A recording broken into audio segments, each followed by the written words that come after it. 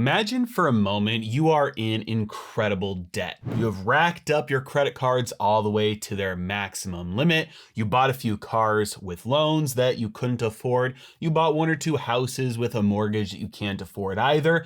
And you also have a brokerage account full of assets, but you leveraged that too. You used your margin all the way up to your limit. And now those stocks that you bought have started to collapse in price. You have leveraged yourself up to the eyeballs, and if you were to sell everything you owned right now, you would still owe money. Negative net worth. If you were in that situation right now, you'd probably getting margin called by your broker. You'd probably have to start liquidating things. You'd be forced into liquidation and bankruptcy, and then you'd have to start over, very slowly rebuild yourself back from square one. Obviously, the situation would be no fun, and people have actually found themselves in this situation before, but they would be forced into starting over, and start over they would. Nobody would be coming to their rescue. Now imagine for a moment you are a central bank or a large bank deemed a globally systemically important bank, a G-SIB. You have also leveraged yourself up to the eyeballs. You have spent money you don't have. You have taken on debt to buy assets, and now those assets are worth less than what you paid for them. If you were to liquidate everything right now, you would still owe more. You are bankrupt, but you aren't going to be forced to start over, to liquidate, to become bankrupt. You call up your buddies at the central bank and say, hey, guess what?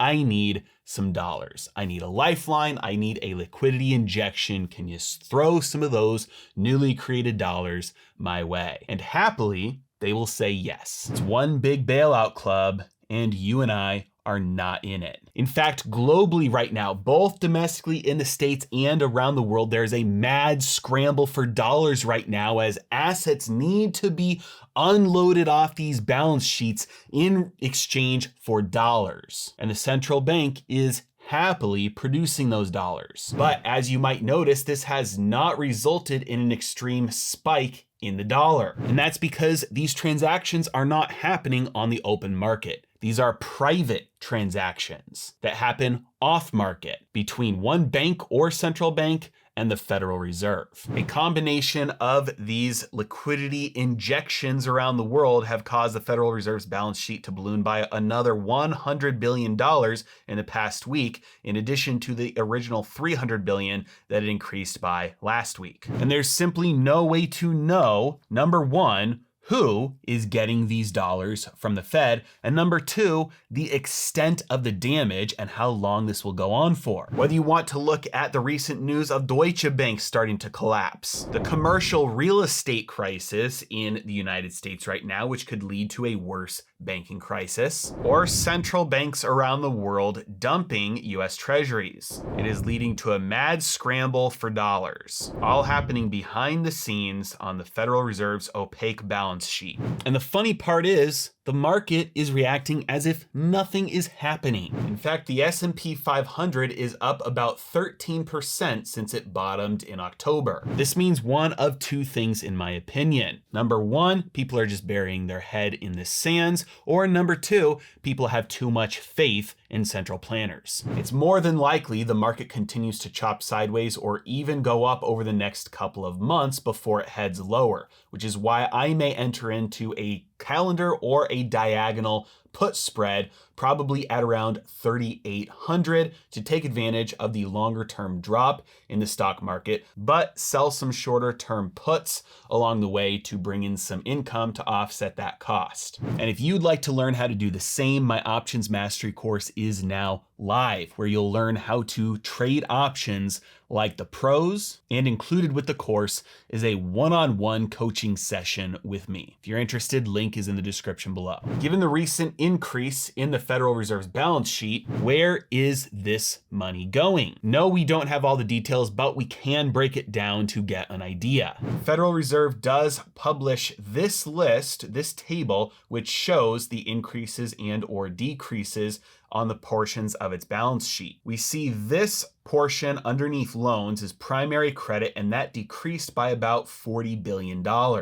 This is the associated chart, and this is the discount window. You can see it decreased by about 40 billion. And this is the facility that banks will use when they need to access cash. They've got bad collateral and they need to access cash so badly they're willing to take a haircut. Usage of the discount window is not a good sign. We do not have any visibility into who is using this, but any usage at all means that there is trouble brewing. So the fact that this discount window usage has declined is considered a good sign. But there was an equal and offsetting increase in this number, which is their new bank term funding program. The bank term funding program only had about $12 billion of usage the first week, and after the second week rocketed up to $54 billion. This means that any banks that were using the discount window that had the good collateral decided to use this new bank term funding program instead, because the terms are much better. They don't have to take a haircut, and as long as the collateral is good enough, they can go and get their free money loan from the Fed through this new BTFP. In addition to the increase for the new bank term funding program, we also got an increase in other extensions of credit, which you can see the chart for right here. And that money is to provide the funding for the bridge loans for the failed banks in the US so far. But if you've been counting, you've noticed that that doesn't add up to 100 billion yet. The Fed's balance sheet increased by 100 billion. So where did the other 60 billion or so go? Repurchase agreements to foreign official. This is the category where we see an increase in $60 billion.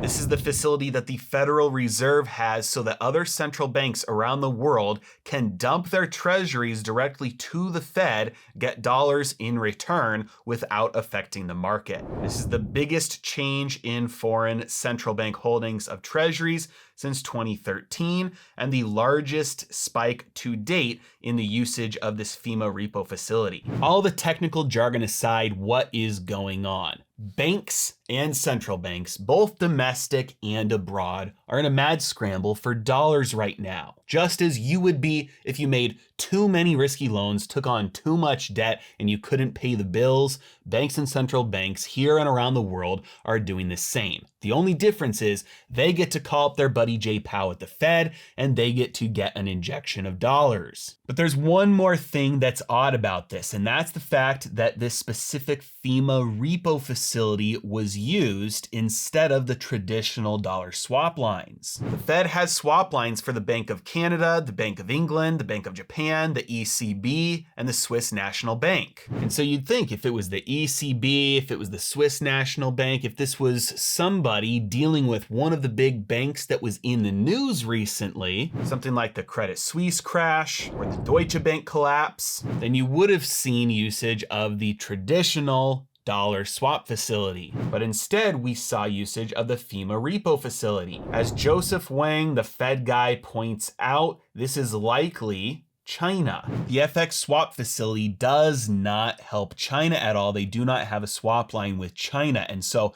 this FEMA repo facility is to kind of cover the gap in order to provide dollars to China if they need it. And given the magnitude of the treasuries that were being liquidated through this facility, dwarfing the $1.4 billion peak that happened during the height of COVID, it is at least somewhat likely that this is coming from a source that has a large number of treasuries. And given the fact that China is currently the second largest holder of US treasuries, this could be a reasonable speculation. At the end of the day, what we are seeing right now is a mad scramble all around the world, both domestically and abroad, for dollars. As the world teeters on the edge of a deflationary death spiral from defaults because of the rising rates amidst some of the biggest over leveraging in history, and central banks like the Federal Reserve seem all too happy to print what's necessary for the big boys. Meanwhile, committing to raising rates, causing unemployment, squeezing individuals, and causing economic pain for households, while they are literally proclaiming to the world, free money for me,